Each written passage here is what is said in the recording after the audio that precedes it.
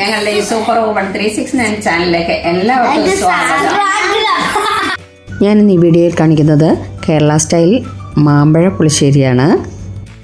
ഇതിന് വേണ്ടിയിട്ട് ഞാൻ കുറച്ച് കറിവേപ്പില കഴുകി റെഡിയാക്കി, പിന്നെ കുറച്ച് മാങ്ങ, ഒരു 2 മാങ്ങയോളം കട്ട് ചെയ്ത് റെഡിയാക്കി, പിന്നെ ഒരു 4 പച്ചമുളക് കീറി വെച്ചു, പിന്നെ ഒരു 4-5 ചെറിയ ഉള്ളി, ഒരു പാൻ അടുപ്പത്ത് വെച്ച് കട്ട് ചെയ്ത മാങ്ങ അതിലിട്ട് കൊടുത്തു, പിന്നെ കറിവേപ്പിലയും പച്ചമുളകും കൂടെ അതിലേക്ക് ഇട്ടു, 1 ഗ്ലാസ് വെള്ളം കൂടെ അതിലേക്ക് ഒഴിച്ചു കൊടുത്തു.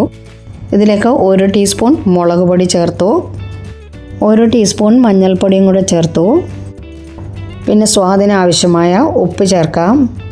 ഇത് അവിടെ ഇരുന്ന് വേവട്ട്. അപ്പോഴത്തേക്ക് നമുക്ക് ഒരു മിക്സിയുടെ ജാറിലേക്ക് ഒരു 3 ടേബിൾ സ്പൂൺ തേങ്ങ ചിരകിയത് ഇട്ട് കൊടുക്കാം.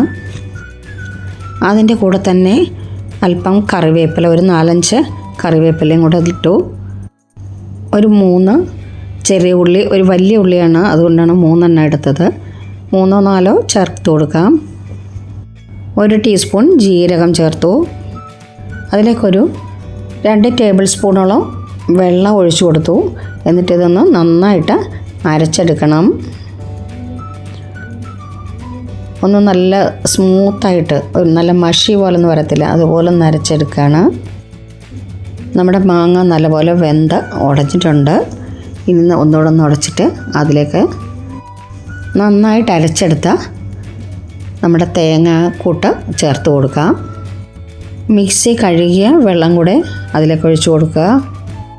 എന്നിട്ടിത് നന്നായിട്ടൊന്ന് ഇളക്കി കൊടുക്കണം. ഒരുപാട് നേരം അങ്ങ് തിളക്കിയൊന്നും വേണ്ട, എന്നാലും ഒരു തിള വരണം, അതുവരെ ഒന്ന് ഇളക്കിക്കൊണ്ടിരിക്കുക. അരപ്പ് നന്നായി തിളച്ച് കഴിഞ്ഞാൽ ഒരു 3 ടേബിൾ സ്പൂൺ തൈരൊന്ന് അടിച്ചെടുത്തിട്ടുണ്ട്, അത് അതിലേക്ക് ഒഴിച്ചു കൊടുക്കാം. തൈര് ഒഴിച്ചു കഴിഞ്ഞാൽ അധികം തിളപ്പിക്കാൻ നിൽക്കരുത്.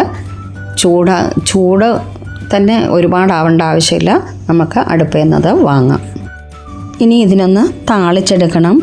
അതിന് വേണ്ടിയിട്ട് ഒരു പാൻ അടുപ്പിൽ വെച്ചിട്ടുണ്ട്. അതിലേക്ക് 1 ടേബിൾ സ്പൂണോളം വെളിച്ചെണ്ണയാണ് ഒഴിച്ചു കൊടുക്കുന്നത്.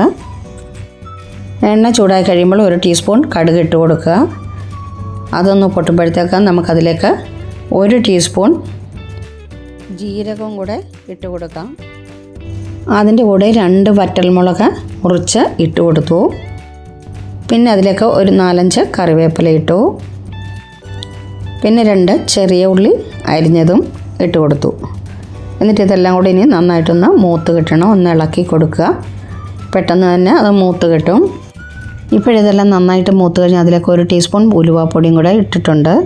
ഇനി നമുക്കിത് പുളിശ്ശേരിക്കകത്തിലേക്ക് ഒഴിച്ചു കൊടുക്കാം. ഇപ്പം എൻ്റെ സ്വാദിഷ്ടമായ മാമ്പഴ പുളിശ്ശേരി റെഡിയായി കഴിഞ്ഞു. ഇപ്പം പുളിശ്ശേരി കടുവറുത്ത പാത്രത്തിലേക്ക് ഒഴിച്ചിട്ട് കറക്കൊരൊഴിയുണ്ട്, അതും അതിന് രുചി കൂട്ടാൻ ഉപകരിക്കും. ഇതിനി ഒരു സെർവിങ് ബൗളിലേക്ക് മാറ്റുകയാണ്. അപ്പോൾ എൻ്റെ വീഡിയോ ഇഷ്ടമായി ലൈക്ക് ചെയ്യാനും കമൻറ്റ് ചെയ്യാനും മറക്കല്ലേ. അതുപോലെ എൻ്റെ ഈ ചാനൽ ആദ്യമായി കാണുന്നവരൊന്ന് സബ്സ്ക്രൈബ് ചെയ്യുക, ബെല്ലൈക്കൺ ക്ലിക്ക് ചെയ്യുക, ഓൾ എന്ന ഓപ്ഷൻ കൂടി എനേബിൾ ആക്കുക. ഓക്കെ, അതുപോലെ എൻ്റെ ഫേസ്ബുക്ക് പേജ് ഫോളോ ചെയ്തിട്ടില്ലാത്തവർ ഒന്ന് ഫോളോ ചെയ്യുക. ഓക്കെ, വീഡിയോ ഇഷ്ടമായി നിങ്ങളുടെ ഫ്രണ്ട്സിനും റിലേറ്റീവ്സിനും ഒക്കെ ഒന്ന് ഷെയർ ചെയ്ത് കൊടുക്കുക. Thank you so